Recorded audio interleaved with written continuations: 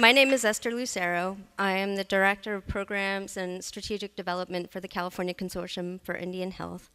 And I was about to say but I'm going to say and because I just learned that in the leadership workshop, right? And today, I'm in a very important role as Alliance for Girls Advisory Board member. So I'm honored to introduce our keynote address, Teresa Younger. Ms. Younger has been on the front lines of some of the most important battles for women and girls' health, safety, and economic security. Younger was the first woman and the first African American to serve as executive director of the ACLU of Connecticut. And most recently, Younger served as the executive director of the Connecticut General Assembly's Permanent Commission on the Status of Women. In June 2014, Younger became the CEO of the Ms. Foundation, which she has described as her dream job. Younger is passionate about supporting, empowering, and inspiring girls. She began her career working at a youth service organization and recently completed her role as a 2-term president on the board of the Girl Scouts of Connecticut. Younger flew in from New York to be with us today. And we are so honored to have her. It is my absolute pleasure to introduce you to Teresa Younger.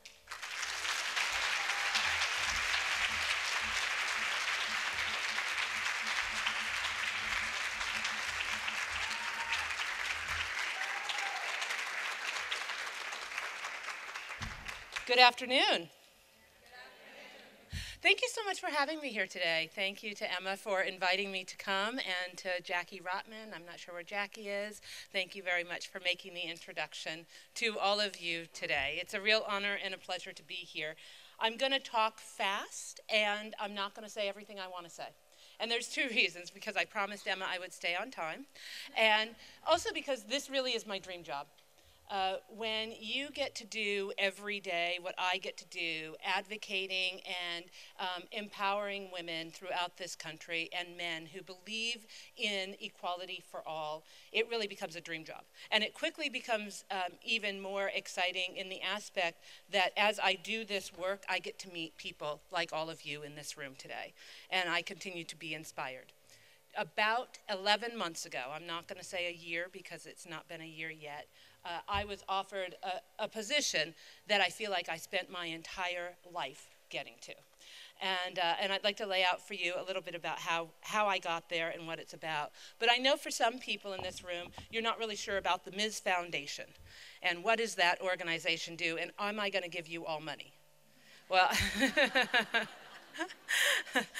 unfortunately, I can't give you all money, but the Ms. Foundation understands and has had a long history, 41 years of history, of understanding the collective power of women's voices, energy, money towards moving equality and making the world a better place.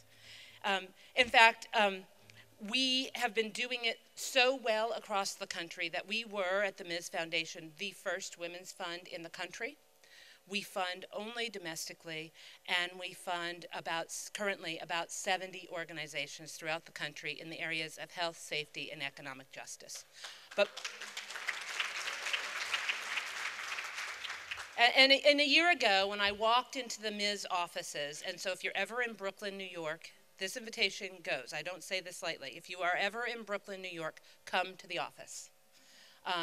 Let me know. I'm going to give you my email address at the end of the presentation. Let me know if you're going to be there, and come to the Ms. offices. When you walk into the Ms. offices, I understand I'm a very privileged person. And I don't say that lightly. I didn't have privilege, but I am privileged at this point in my life. And when I walked into the Ms. offices, one wall actually says, igniting change, creating connections, and building strategies for stronger movements. Those are the 3 areas that are on the wall. And then you look just a little bit further down the wall, and it says these words. And this is why I get excited to do the work that I get to do every day. Our work is guided by our vision of a just and safe world where power and possibility are not limited by gender, race, class, sexual orientation, disability, or age.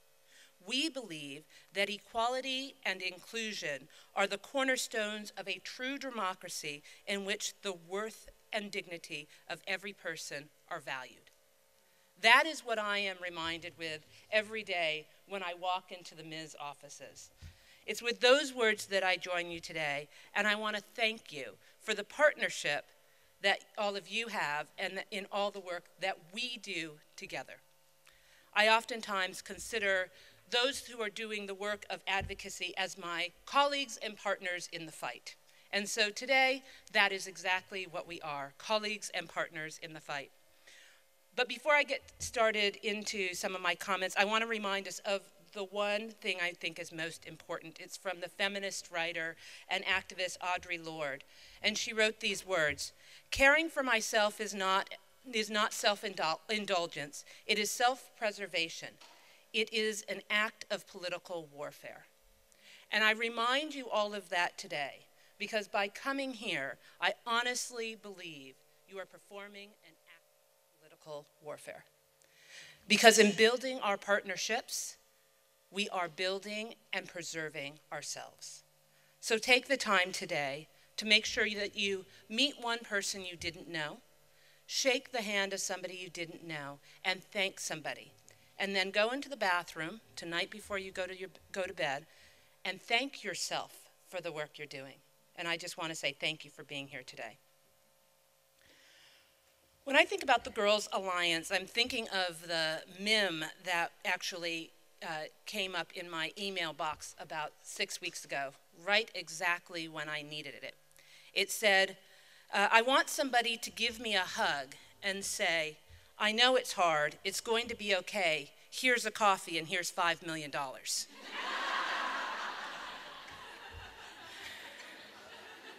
Well, I know I nor the Alliance can't give you the $5 million, but I mean, a hug, supportive words, and a cup of coffee at least is what we are talking about.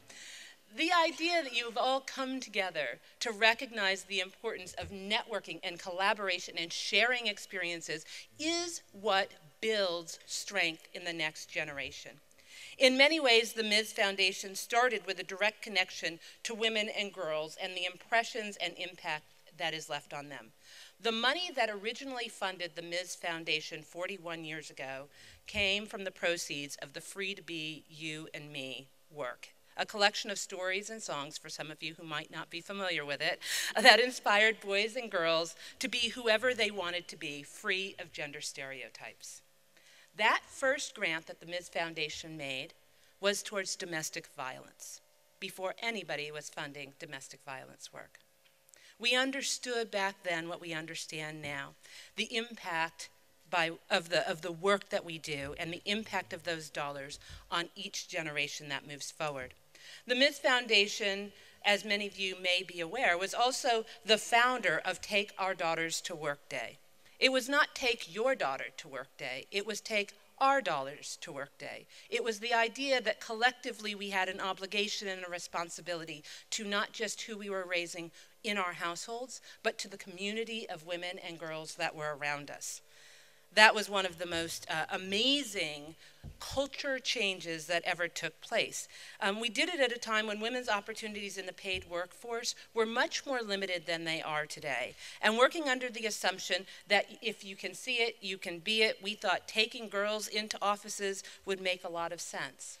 But back then, while it helped girls learn about their job options, it also shined a light on what we knew to be true, which was there were limited work experiences for women, and how those women were marginalized and mostly excluded from positions of power.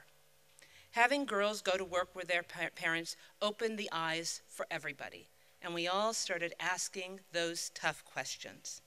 So where are the women? For me, this work of Take Your Daughters to Work Day didn't really affect me, not because it wasn't important, but my father was in the military. And my father used to say to me, he was in the Air Force, if the military wanted you to have a family, they would have issued you one. So needless to say, there were very few women doing the work that he was doing, and there was no way the commander was going to let us into his workspace. However, the importance of that movement, the importance of that culture change, which now is Take Your Sons and Daughters to Work Day, 25 plus years later, has been so instrumental that we actually have been bouncing around in our office the ideas of Bring Your Parents to Work Day and reversing it so that parents can actually see the dynamic opportunities that have been opened up for boys and girls across the country. So watch for that campaign at some point soon. I want to talk to you a little bit about how I got to where I am today. I'm a lifelong Girl Scout. I say it proudly, I say it often. My father was in the military, and everywhere we moved, the only thing that I had of consistency in my life was Girl Scouting. I often found myself in communities where nobody even looked like me. And in fact, until I was 20 years old, I thought the darkest shade of makeup was suntan.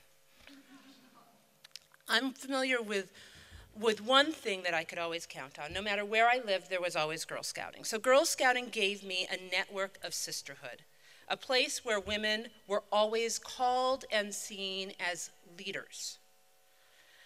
We shared values. They taught me skill sets that I still use today. They introduced me to what I consider the first level of everyday feminist. Women who are working to empower me and other girls and young women to make the world a better place, to see the world not just as it was, but how we understood it to be and how we could change it. It instilled in me the importance of giving back to my community, of not just identifying problems, but proposing solutions, and the confidence to believe that my voice and my views were valid. I was given the opportunity to lead a youth development organization based on the experiences that I had had in Girl Scouting, to engage children in urban environments, both in the summer months and throughout the school year. Girl Scouting prepared me well for many of the challenges I would see. However, it should be explained that I grew up in North Dakota. We don't have urban in North Dakota. So the idea of starting a nonprofit that was working with children living in urban environments, and I use my words very carefully there, was a brand new experience. And I so wish we had a Girls Alliance when I was doing that work. Because it was there that I was exposed to the idea that each and every day, in each and every interaction that you and I do, we are impacting the lives of those around us. We are having a moment in time, giving kids a safe haven at Morries Camp to be themselves, to be children. To be children was something that was just not so seen in their lives. Giving them access to fun and enriching programs, learning how to swim, how to sit at a campfire, how to enjoy the peace and quiet, just how to sit and how to be children, was one of the most rewarding experiences in my lifetime. And I loved it. But it was also one of the most pivotal moments I had ever experienced. I ran that program for 5 years before I transitioned out, but year 3, I had a 12-year-old who showed up in my program pregnant. I thought I was doing all the right stuff. I had partnered with the schools, I had partnered with the parents, I had talked to the children, we had a bonding experience, and your heart drops. When on day 3, the young woman who was too sick to get out of bed gets taken to the doctors, and the doctor tells me and calls me and tells me that she's pregnant. And how do we want to handle this? 127 miles from her mother. So I called the mother up and I, said to the mother, your daughter, Nikisha's pregnant. And the mother said these 3 things to me, and it has stuck with me to this day because it was at that moment that I decided I was going to change the work that I was doing. The mother said this to me: well, she must have got pregnant at camp. And I said, well, she's 3 months pregnant and she's been at camp for 3 days. Now, mind you, I was 26, so, I was still trying to figure this all out myself. Then the mother said to me, well, she doesn't even have a boyfriend. And I said, that really doesn't matter. And then she said to me something that it just really kind of struck me. She said, "I don't think she's even had her period." And I said, "Well, she did, because I called you 2 years ago to tell you about it." What that experience did for me, and what I think it does for many of us who are in servicing our communities, right, is enlightens us on what is happening in the households on a daily basis.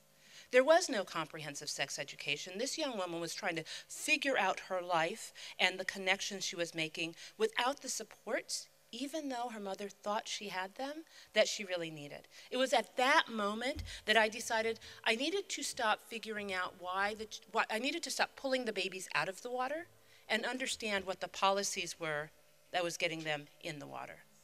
The lack of comprehensive sex education, the lack of after-school programming, the lack of making sure that actual parenting courses were going on, the appropriate supports that needed to take place, access to comprehensive health care as a full, were all things that I understood in my core needed to happen. And it was at that moment that I decided I was going to leave Morries Camp, the organization I had started and founded, to go and do public policy work. Nearly 20 years later, Morries Camp is still functioning. The thing we have to realize is that we have to be true to ourselves as we do this work, and we have to grow with it as it grows. Those days at Morries Camp were some of my toughest. I did that work for 5 years. And yet they were some of the most fulfilling. I will tell you, I see young people, and I'm sure you all have had this happen too, when you walk through the mall and somebody calls out your name, they say things like, "Hey, Miss Teresa, you look exactly the same." Except for those crow's feet right there. And I turn and I like flip in my head frantically for who this child is, right? I have to tell you, I have a hard time placing people just in general. If I see my husband in the grocery store, I don't know it's him because he's not in the right spot. So take it with a grain of salt. But I think, that moment for me was instrumental in the work that I have decided to take on in my life. It was about speaking truth to power, because when I polled the children in my program, I found that 50% of 12-year-olds were sexually active. It changed how I was thinking I was giving children a place to be children and acknowledged the environments that they were growing up with. It also allowed us to empower those young people to own their bodies, themselves, and advocate for themselves. Fast forward. The work that we did at Morries Camp was outstanding, and I take great pride in that work.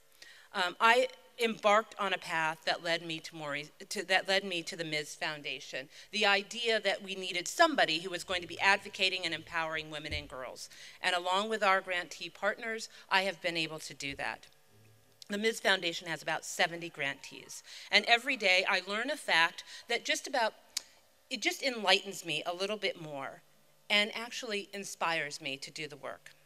So I was not surprised, informed by the data that you all have put together, recognizing that girls' enrollment in computer education courses had dropped 77% in the past 10 years. Understanding that only 58% of African American girls and young women in Oakland graduate from high school.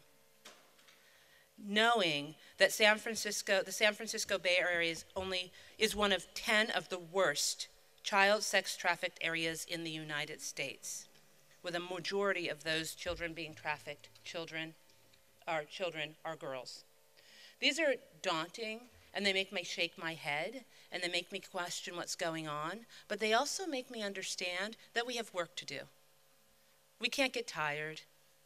We don't get to get burned out, because we have to do the work that we are doing.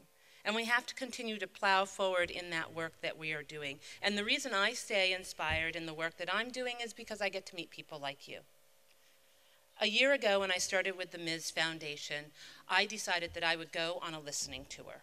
That listening tour took me to 35 cities in 9 months, about 20,000 miles. That will get you tired. But it didn't, because in each and every stop, I had an opportunity to hear what was going on within that community and how they were not just pointing out the problems, but pointing out the solutions, right? The two speakers, the two young women we had up here tonight, weren't they amazing in pointing out the solution? And recognizing each step of the way that we have more to do and that we have to just reach forward and do it. On that listening tour, I learned two important things that I think are relevant today. I learned a lot of things, but two that I think are most relevant today. One, feminism is alive and well. Feminism, the social, political, and economic fight for all genders is alive and well. And secondly, people want to be part of a movement. We have to just give them an opportunity. So while we think we are in it alone, all we have to do is open the door and invite people in. And that is the importance of this alliance in and of itself. As I traveled around the country, I met with hundreds and hundreds and hundreds of people. It was everything from our grantees to youth-serving organizations. As I heard their stories, I found myself hearing, understanding, and appreciating what was going on. When I stopped in New Mexico, I sat for 3 hours with an executive director. And I know most of you don't have 3 hours in any given day, but I sat for 3 hours with the executive director of Young Women United, who had been working on organizing communities of young women of color throughout New Mexico. I was fortunate enough to drive with her from Albuquerque, New Mexico to Roswell, New Mexico. To put it in perspective, tomorrow I'm driving from here to Visalia. Same distance, same kind of landscape, same. And in that drive, I learned and heard about why Tanya loved the work she was doing, what empowered her, why she got up every single day to do the work she was doing, and how she was moving legislation forward to ensure that the young parents in New Mexico had access to basically a paid family leave for high school students. And we weren't criticizing those students for getting pregnant, but rather empowering them to have a voice to make sure that they could continue their education. She told me all about the challenges of organizing in rural communities, and she explained to me how she and her limited staff, like all of you, were able to actually pass legislation that made it okay for young parents to be parents and continue their education. When we arrived in Roswell, I was joined by a group of high school students, children, and school board members for the first anniversary of the passage of this piece of legislation. And I was a little impatient as we were waiting to get started, and in rushed a young woman with a 3-year-old on her hip. And she looked around and she apologized for being late, and she thanked the crowd for being there, and she pulled out a piece of paper and her hand shook, because public speaking can be one of the toughest things you do. And she apologized for being late, and then she told us what a wonderful year she had had. She had graduated from high school, she had married the father of her child, and she had started college. In fact, the reason she was late was because that day was her first day of college. And she had felt it was so important to pick up her son before she got to the event so that he could be part of the celebration that she had organized. You see, 3 years ago, when she was pregnant and told that she wouldn't graduate on time, she decided to organize her community and her school and got them together to recognize that they needed to create a leave program for everybody. That leave program allowed them to then move that legislation to the state level. And she went up and testified on the state level for that legislation and organized within communities throughout her state. It was amazing. That one young woman was empowered. And she changed the course, not only the course of her life, but she also helped other young women throughout the state of New Mexico. And in fact, every single day, that is exactly what you all are doing. You're doing it in your own ways. You are actually empowering the lives of the young women that are around you. I understand on a daily basis that I stand on the shoulders of giants, those that came before me, those that are doing the work on the ground. That privilege does not leave me at any level. I know that I sit in the shades of trees that I did not plant, and I walk down paths that I did not pave, and I drink from wells that I did not drill. Everyone in this room is planting trees for the next generation to sit in shade. We are all paving paths so that girls can walk down the journeys of their lives to success. And we will continue to build new wells so that we all have something to drink. Our work is hard sometimes. So I just want to take a moment to thank you for transforming the lives of the young women that you are working with. Thank you for envisioning a world where girls' worth is determined by her mind and spirit, and her body is safe, a source of joy, and that her sky is the limit.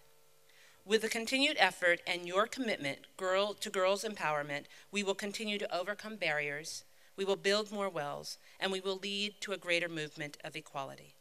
And I just want to leave you with this one statement. Be the kind of woman that influences other young women, that when they put their feet on the ground in the morning, the devil says, "Oh crap, she's up." Thank you.